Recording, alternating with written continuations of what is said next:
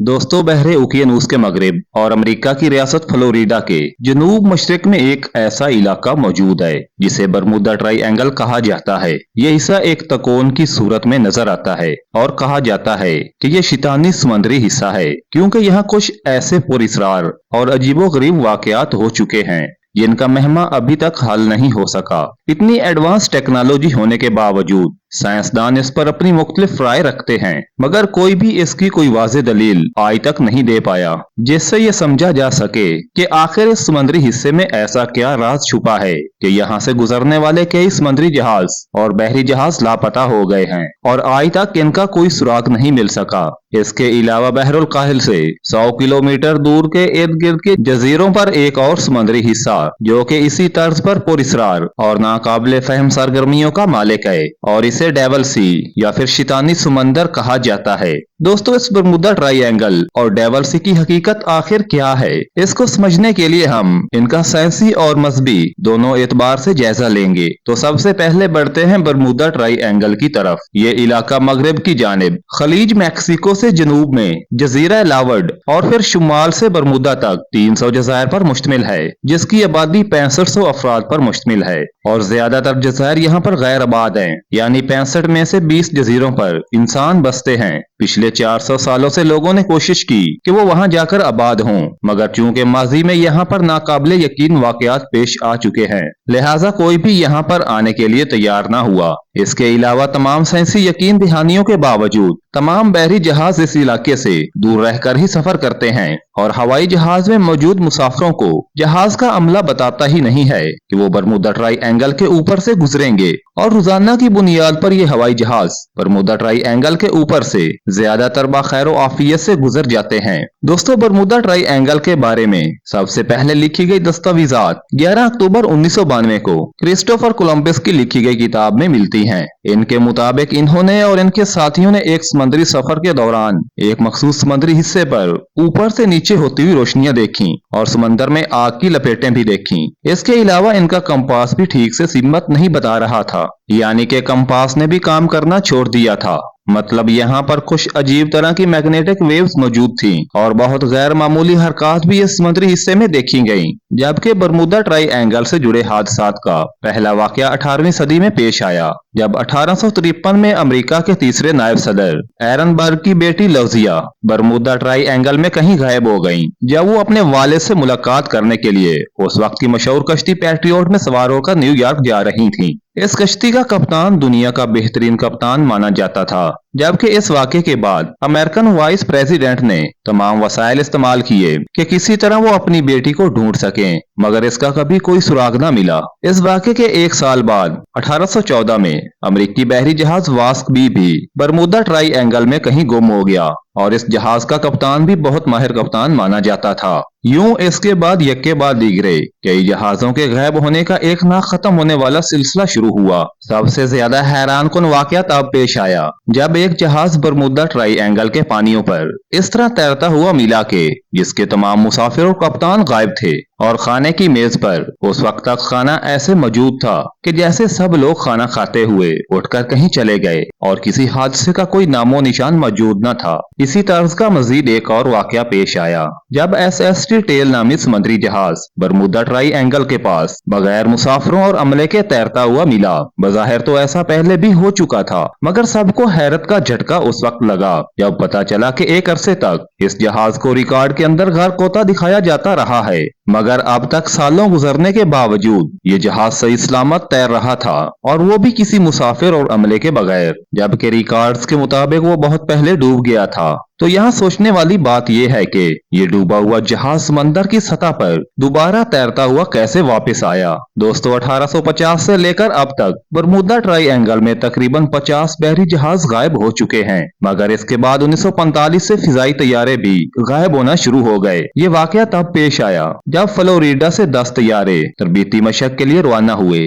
जबकि वापसी पर 2 तैयारे गायब हो गए। इसी तरह 5 तैयारे फिर गायब हो गए और इन तैयारों को ढूंढने के लिए जो फिजाई तैयारा भी गया वो भी कहीं गायब हो गया, उसका भी नामो निशान ना मिल सका। साइंसदानों के करीब इसका सबब गैर मामूली मकनातीसी शुआओं की मौजूदगी है, जिसकी बदौलत कुतुबनुमा या कंपास काम करना छोड़ देते हैं और यूं हादसा जन्म लेते हैं। एक और नजरिए के मुताबिक इस इलाके में जन्म लेने वाले गैर मामूली ज़लज़ले भी बड़ी बड़ी लहरों को जन्म देते हैं, जो कि जहाजों को अपनी तरफ खींचकर डबो देती हैं और इन्हीं समुद्री झटकों की बदौलत फिजाई पायलट जहाजों का कंट्रोल खो देते हैं और समंदर में जा गिरते हैं। दोस्तों, बहरुल फानूस के बरमुदा ट्राइएंगल और बहरुल काहिल के ड्रैगन ट्राइएंगल के दरमियान यकीनन कोई नाकाबिले फहम तल्लक मौजूद है, जो कि शैतानी तल्लक ख्याल किया जाता है, क्योंकि वहाँ जहाजों के कंपास काम करना छोड़ देते हैं, जबकि डूबे हुए जहाजों का दोबारा तैरते हुए मिलना, इसकी भी कोई वाज़ेह दलील किसी के पास मौजूद नहीं है। और तमाम साइंसदान हर तरह की टेक्नोलॉजी होने के बावजूद इन दोनों समुद्री हिस्सों के राज को जानने से कासिर हैं। लिहाजा अब इन समुद्री राजों को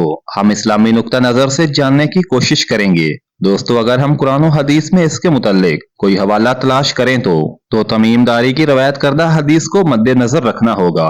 हजरत तमीम दारी पहले ईसाई मजहब के पैरोकार थे, मगर बाद में उन्होंने हजूर अकरम सल्लल्लाहु अलैहि वसल्लम की खिदमत में हाजिर होकर इस्लाम कबूल कर लिया। इसके पीछे एक बहुत अहम वाकया था, जो कि यकीनन ये इस शैतानी समुद्री हिस्सों से तल्लक रखता है। एक रवायत के मुताबिक एक दिन हजूर अकरम सल्लल्लाहु अलैहि वसल्लम ने तमाम सहाबा को इकट्ठा किया और फरमाया कि तमीम दारी ने मुझे एक ऐसा वाकया सुनाया है जो मैं तुम्हें दज्जाल के मुतल्लिक बयान किया करता था। उन्होंने मुझे बताया है कि 30 आदमियों के साथ समंदर के सफर पर बैरी जहाज में रवाना हुआ, मगर इनका जहाज समंदर की लहरों का शिकार होकर महीना भर इधर उधर को घूमता रहा, यहाँ तक कि वो एक जजीरे में पहुंच गए और उस वक्त सूरज गुरूब होने के करीब था। वो एक छोटी कश्ती में बैठकर जजीरे में दाखिल हुए तो वहाँ उन्होंने एक जानवर देखा जिसके जिस्म पर बहुत ज्यादा बाल थे। बालों की कसरत से उसकी जिसामत को देखना मुश्किल था। तमीम दारी ने उस जानदार से कहा कि बता तू आखिर क्या चीज है। तो उस जानवर ने जवाब दिया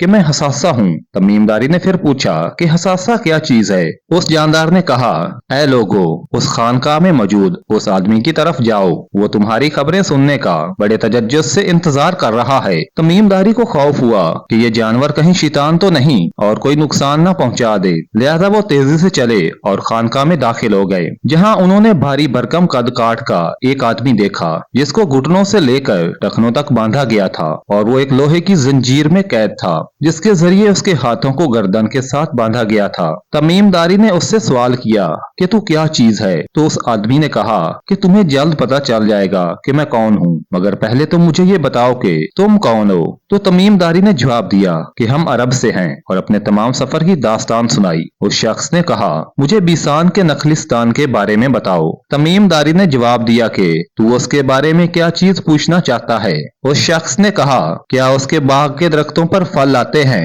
तमीम दारी ने जवाब दिया, हाँ आते हैं। उस शख्स ने कहा, मुझे झील तिब्रिया के बारे में बताओ कि क्या उसमें पानी मौजूद है। तो उन्होंने कहा कि हाँ उसमें पानी मौजूद है। फिर उस शख्स ने कहा, क्या लोग उस झील के पानी से खेतों को सिराब करते हैं। और मुझे मोहम्मद सल्लल्लाहु अलैहि वसल्लम के बारे में भी बताओ। तमीम दारी ने कहा, मोहम्मद सल्लल्लाहु अलैहि वसल्लम मक्का से हिजरत करके यसरब में आ गए हैं। फिर उस शख्स ने कहा कि क्या मोहम्मद सल्लल्लाहु अलैहि वसल्लम ने अरबों से जंग की और वहाँ उनके साथ क्या क्या किया। तमीम दारी ने उस शख्स को तमाम अहवाल सुनाया और बताया कि मोहम्मद सल्लल्लाहु अलैहि वसल्लम अरबों पर गालिब आ चुके हैं। फिर उस शख्स ने कहा कि अब मैं तुम्हें अपने बारे में बताता हूँ कि मैं दज्जाल हूँ और मुझे अनकरीब खरूज की इजाजत मिल जाएगी। दोस्तों, इस वाक़े से जाहिर होता है कि दज्जाल कई सदियों से पैदा हो चुका है और सिर्फ अपनी रिहाई का मुंतजिर है और वो एक गैर आबाद दुनिया में लोगों की पहुँच से दूर अलग थलग एक जजीरे में कैद हैं और वो गैर मामूली ताकतें रखते हैं और उसके करिंदे उसको दुनिया के हालात से आगाह करते रहते हैं। हुजूर अकरम सल्लल्लाहु अलैहि वसल्लम ने यह वाकया सुनाने के बाद अपना सर 3 मरतबा जमीन पर मारकर फरमाया, ये है तैबा, ये है तैबा, ये है तैबा। मैं तुमको यही बताया करता था कि जान लो कि दज्जाल ना शाम के समंदर में है और ना ही यमन में है, बल्कि मशरिक में है। दोस्तों, जजीरा अरब से मशरिक की जानिब देखा जाए तो सिर्फ 2 ऐसी जगह मिलती हैं जिन्हें मगरब के रहने वाले लोग भी शैतानी समंदर या डेविल सी कहते हैं और हैरत अंगेज तौर पर इन दोनों समुद्रों का आखिरी सिरा अमेरिका से जाकर मिलता है। लिहाजा हदीस जिसके अल्फाज के मुताबिक दज्जाल मशरिक में है। और कई उलमा कराम इस हदीस मुबारका की रोशनी के बाद ये ख्याल करते हैं कि वो समुद्री इलाका जिसमें दज्जाल को कैद किया गया है वो या तो बरमुदा ट्राइएंगल है या फिर डेवल सी हो सकता है। इसके अलावा दोस्तों एक और मजबूत तवील मिस्री मुहक्किक ने अपनी एक किताब मुसल्लस बरमुदा लिखी है। वो उस किताब में लिखते हैं कि पहले दज्जाल बहरुल काहिल के इन बेआबाद जजीरों में था और हुजूर अकरम सल्लल्लाहु अलैहि वसल्लम के विसाल तक वो बेड़ियों में जकड़ा हुआ था, मगर आप सल्लल्लाहु अलैहि वसल्लम के विसाल के बाद उनकी बेड़ियां टूट गईं, मगर ताहाल उसे खरूज की इजाजत नहीं थी। लिहाजा वो शितानी समंदर से शितानी तकोन यानी बरमुदा ट्राइएंगल तक है, जिसके करीब शितानी तहजीब परवान चढ़कर अरूज कमाल तक पहुंचने वाली है। दोस्तों अगर हम गौर करें तो बरमुदा ट्राइएंगल के किनारों पर अमेरिकन तहजीब मौजूद है और यही तहजीब परवान चढ़कर दुनिया को अपनी लपेट में ले रही है। दोस्तों हुजूर अकरम सल्लल्लाहु अलैहि वसल्लम ने एक और हदीस में फरमाया कि अगर दज्जाल का ज़हूर मेरी अदम मौजूदगी में हो तो तुम में से जो शख्स भी इसका सामना करे तो वो उस पर सूरत काफ की इब्तदाई आयात तिलावत करे ताकि अल्लाह पाक आपको उसके फितने से बचा दे। दज्जाल के लश्कर में 70,000 अफराद शामिल होंगे और वो गैर मामूली ताकतों के साथ इमाम मेहदी और हजरत ईसा अलैहिस्सलाम की तरफ बढ़ेंगे और ये हक व बातिल का आखिरी मुआरका होगा। यहूदियों के अकीदे के मुताबिक जब वो तीसरी बार हैकल सुलेमानी की तामीर करेंगे तब दज्जाल का ज़हूर होगा और इस मकसद के लिए वो मस्जिद अक्सा को शहीद करेंगे। दोस्तों मैं उम्मीद करता हूँ कि इन साइंसी और मजहबी हवालों से आप पर इन दोनों हिस्सों की पुर इसरारियत का राज वाज़ेह हो चुका होगा। अगर ये वीडियो आपको अच्छी लगी हो तो इसको लाइक कीजिए और अपने दोस्तों के साथ जरूर शेयर कीजिए। Thanks for watching and keep subscribing.